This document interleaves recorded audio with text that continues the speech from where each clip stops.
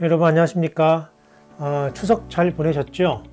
네, 이 최근에 이 추석 기간을 포함해서 우리나라 문재인 대통령이 이제 세 번째로 유엔 총회에 참여해서 다 아시는 대로 종전선언 할 것을 강대국들에게 요청했습니다. 근데 우리가 이거 잘 할 수 있을까요? 우리나라 혼자 할 수 있는 게 아니잖아요. 네, 특별히 미국과 중국이 최근에 신냉전 시대를 열어가고 있는 상황인데 이게 잘 될 수 있을까 고민이 많습니다. 그래서 그런지 이 바이든 대통령은 이번에 자유민주주의 진영의 단결을 촉구하면서 이 중국을 의식해서 이 대결 국면을 더 강화시키는 발언을 했고요. 그런가 하면 또 시진핑은 지구사회의 다양성을 강조하면서 자유민주주의 체제가 특정 국가의 전유물이 아니다. 이렇게 또 얘기했습니다. 틈바구니에 껴있는 우리나라 앞으로 어떻게 하면 좋을까? 이 문제를 이 중국 전문가 또 특별히 신학적인 소양도 아주 풍요로우신 제가 다니고 있는 학교의 오동일 박사님과 함께 중국에 대한 이해 또 지금 벌어지고 있는 한반도 상황에 대한 이해를 함께 짧게나마 나눠보고자 합니다. 네, 여러분 오늘 방금 말씀드린 대로 장로회 신학대학교에서 중국어 또 중국학을 가르치고 있는 우리 오동일 교수님 이렇게 모셨습니다. 오늘 또 시간 내주셔서 감사합니다. 네, 감사합니다. 우리 오동일 교수님은 중국에서 칭화대에서 학부를 졸업하시고 또 한국에 오셔서 또 총신대에서 MD부도 공부하시고 또 연대에서 박사학위를 하시고 우리 학교에 또 교수로 와 계십니다. 국적은 중국인이시죠? 네, 예, 그리고 이제 우리 한국 사람이시고 그래서 뭐 굉장히 이제 평소에도 얘기를 많이 나누는데 저희가 오늘 생각하려고 하는 주제는 아주 굉장히 적합한 그런 분이시라고 생각합니다. 첫 번째 질문은요, 교수님. 요즘에 이제 중국하고 미국하고 너무 긴장도가 높은데 왜 이렇게 중국이 미국과 싸우려고 하는지, 왜 이렇게 뭐 매번 하여튼 긴장을 갖게 만드는지, 좀 평화롭게 살 수는 없는지 그런 생각이 듭니다. 네, 중국 입장에서 이야기한다면은 중국이 싸움을 거는 게 아니고 네. 미국이 계속 도전해 오는 거잖아요. 네. 미국이 도전하는 거다. 네, 그러니까 중국이 성장하니까 그것은 잘못에 의해서 결정되는 게 아니고 중국은 계속 발전하면 안 된다. 여기서 멈춰라는 이야기이기 때문에 한 나라가 이제 자기의 성장 패턴이 있는데 그거에서 스톱한다는 것은 그 나라가 이제 붕괴되는 걸. 근데 미국의 논리는 가만히 들어보면은 뭐 저도 자세한 건 모르겠습니다만은 중국이 인권이 이제 문제가 있고 시장 경제 체제에 위협적이고 그다음에 국제 평화에 별로 도움이 안 된다. 이런 논리인데. 네. 네. 인권에 대한 이해도 서구의 이해는 네. 주로 좀 정치적인 이해를 많이 갖는 것 같고 네. 중국은 일차적으로 생존. 네.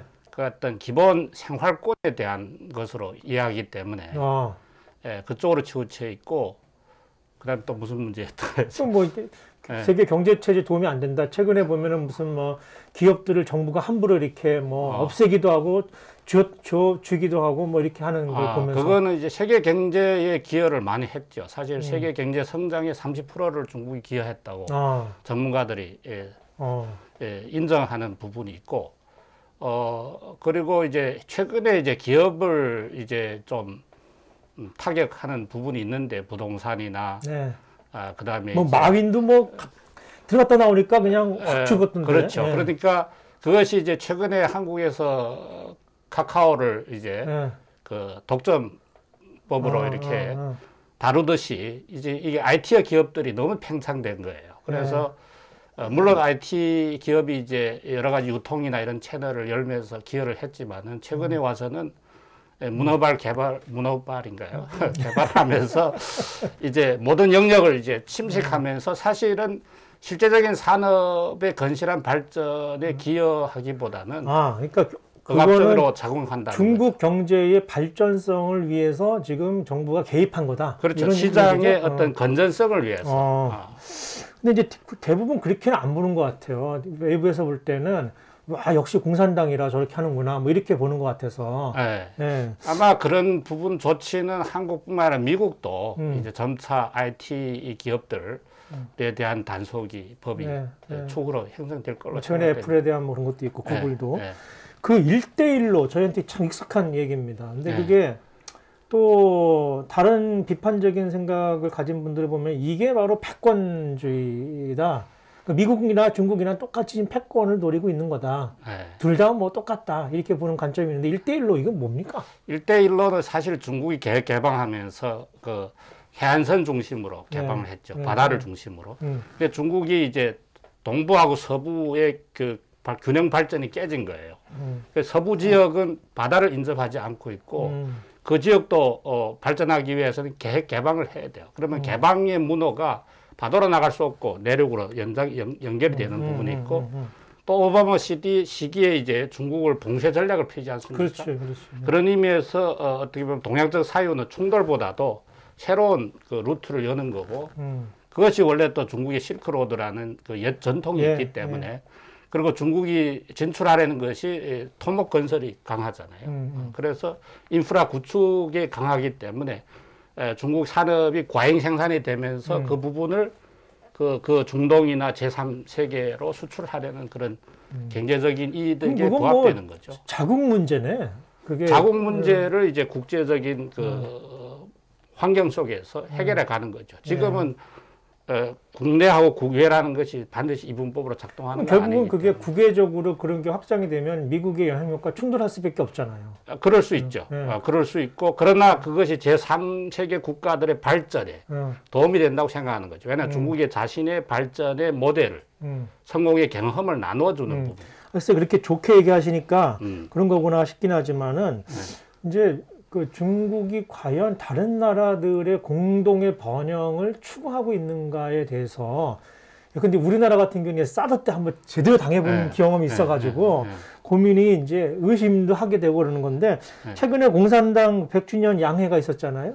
거기서 이제 시 주석께서 인류 문명 공동체, 그다음에 공동부 이런 것들을 이제 강조했단 말이죠. 근데 이게 다 같은 맥락인 것 같은데 그러면서 미국과는 다른 방식의 어떤 세계 공존의 논리 이런 걸 펴고 있는데 맞아요. 제가 제대로 이해한 건가요? 네, 맞습니다. 근데 사실 실제로 그렇게 말은 그렇게 하지만 정말 그러고 있는가? 라는 차원에서는 좀 다르게 본단 말이죠. 그러니까 그것을 지향하는 것과 현실 속에서 구현하는 것은 차이가 있죠. 그러니까 그걸 향해서 노력하겠다는 이야기고 인류 운명 공동체라는 개념이 나왔을 때 저도 이게 진짜 진심의 이야기인가 해서 사실은 의심했구만. 모든 것이 의심 속에서 그것을 확인해 가는 과정이니까 그러니까 중국 문화적 그 가치 특징을 사실 잘 구현한 현대적 용어라고 이해해요. 아니, 그러니까 우리가 이제 중국 여행도 같이 가면서 그 중화에 대한 이해를 좀 가졌잖아요. 그게 이제 외부 입장에서 봤을 때 뭐 자기네만 중심이야라고 이해가 되지만 기본적으로 중국이라는 나라의 역사라는 게 다민족, 다문화 그렇죠. 역사잖아요. 그래서 그렇죠. 그게 무슨 한족 중심만은 아니고 아니죠. 그런 차원에서 중화 어떤 도가니 같은 그런 입장인데 그렇게 보면은 미국도 사실은 그 이민족에 왔던 나라 도가니고 이것도 그렇죠. 다 다른데 본질적으로 다 우리나라 같은 나라야 좀 뭐 단일 민족인지 모르겠으나 그러면은 좀 서로 친하게 잘 지낼 수 있을 것 같은데 그렇게 서로 인정하면은 그게 안 되는 이유가 결국 미중 간에 누가 더 힘이 세냐고 하는 패권 전쟁일 따름 아니냐. 그렇죠. 말로는 뭐 그렇게 하면서. 그렇죠. 패권의 한 전략이기도 하죠. 그러나 중국이 추구하는 그 패권이라는 것은 어떤 동아시아의 문명은 어떤 권력 힘보다도 상호 협력을 중심으로 간다. 물론 중국이 자국 중심주의가 있죠. 그렇죠. 그러나 그 어느 나라가 자국 중심주의가 아닌 나라가 있겠어요. 그렇지. 그러나 중국이라는 이 거대한 그 힘의 어떤 부분에 의해서 다 거기에 대한 보다 더 경계를 하고 하는 부분이 있지 않나 이런 생각이 들어요. 오늘 뭐 우리가 짧게 찍는 영상이라 자세하게 말 못하고 다음 기회에 또 한번 할 텐데 그러면 이제 한국 입장으로 좀 넘어가 볼게요, 교수님. 우리 같은 이제 민족이고 교수님은 또 이제 국적은 중국인이시고 우리 한국이 앞으로 미중 사이에서 어느 편에 서는 게 유리하겠습니까? 한번 딱 잘라 얘기해 보세요. 그러니까 이제 편에 선다기보다는 자기의 자리를 잘 확인해 가는 거죠. 그러니까 미국과 중국이라는 실체를 정확히 이해를 해야 된다. 그러니까 중국말의 젠팅저밍, 그러니까 양쪽 말을 다 들어봐야 돼요. 그러니까 미국의 소리도 들어보고 중국의 소리도 들어봐야 되는데 네. 우리는 쉽게 한쪽 소리를 듣고 한쪽 소리는 귀를 막는단 말이죠. 그러면 사실은 자기가 이제 오히려 더 불리해지는 거죠. 먼저 사실 확인이 앞서고 거기에 근거해서 이해 득실을 따져서 자기의 진로를 찾아가는 거지. 영고 불변의 역사는 없지 않습니까? 역사는 항상 바뀌는 거고. 그러나 제가 같은 민족이고 또 중국인으로서 말씀드리는 것은 미국은 쇠퇴하는 제국이고 중국은 부상하는 제국이에요. 그렇다고 지금 중국에 붙는다. 그건 아니죠. 그 타임이 중요한 거죠. 미국이 그야말로 힘이 거의 많이 빠졌고 그야말로 중국이 힘이 더 강하다. 그 시점을 택하면 되죠. 그러니까 공간적 사유가 아니고 시간적 사유를 하라. 그 변화의 흐름 속에서 변화의 그 지점을 찾아라. 예, 근데 하여튼 우리가 하여튼 미국하고는 뭐 워낙 지금 그런 서로 좋은 관계를 유지하고 있으니까 우리나라가. 근데 이제 중국하고는 좀 애매한 관계인 것 같아요. 좀 모호한 관계인데 그냥 우리 입장에서 생각해 보자면은 예컨대 좀 이해가 안 되는 게 제 개인적으로는 중국에서 왜 혐한 또는 반한 감정에 이런 게 있는데 그 정서의 원인이 뭘까? 저는 그게 상호작용이라고 봐요. 그러니까 한국에도 혐중이 굉장히 심하거든요. 굉장히 심하고 중국에도 혐한이 있다고 생각하는데 제가 중국 사람이 중국에서 살아 그런지 모르지만 중국 현장에 가면은 혐한을 못 느낍니다. 그러나 우리가 혐한의 인터넷이나 그런 어떤 발언들이 있는데 그것을 확대 해석하는 부분이 있고 그것이 오히려 또 한국의 이제 민족 정서를 자극하는 부분이 있고 제 생각에는 궁극적으로 한국하고 원래는 한류가 중국에서 붐을 이루었잖아요. 그렇죠. 굉장히 이제 그래서 한국과 중국은 거의 하나인 것 같은 그런 무드까지 형성이 됐는데 사드가 결정적인 계기를 했죠. 그게 하여튼 사드 지나가면서 이제 트럼프 맞이하면서 이게 지금까지 굉장히 긴장도가 높아져 있는 건 사실인데 그러면 하여튼 중국 전체적으로 봤을 때는 반한, 혐한 이거는 좀 미미한 상태다. 저는 이제 중국 안에 이제 그 혐한은 그렇게 강하지 않다고 봐요. 정서적으로. 네. 근데 이제 언론에 보도되는 거 보면은 굉장히 이제 그런 한국 매체에서 그걸 좀 이렇게 선정적으로 한다. 재생산해내는 그런 과정이 좀 필요. 예. 교수님은 우리 이제 신학을 공부하셨잖아요. 뭐 저도 마찬가지입니다만은 그래서 특별히 이제 이런 문제들을 종교적으로 또는 왜냐하면 종교라는 게 문화니까 그러니까 군사적으로 싸우고 경제적으로 싸울 수 있으면 또 문화라는 것도 이게 서로 왔다 갔다 할 수 있는 거잖아요. 그런 면에서 종교, 문화, 또 신앙 이런 것들이 어떻게 이런 갈등들을 좀 줄이고 긴장을 완화시키는 역할을 할 수 있을까가 우리가 늘 나누던 맞습니다. 대화의 중심이었잖아요. 그런 점에서 소위 신냉전 체제다라고 할 만한 이 긴장 국면에서 한국교회가 어떤 관점을 가져야 될까?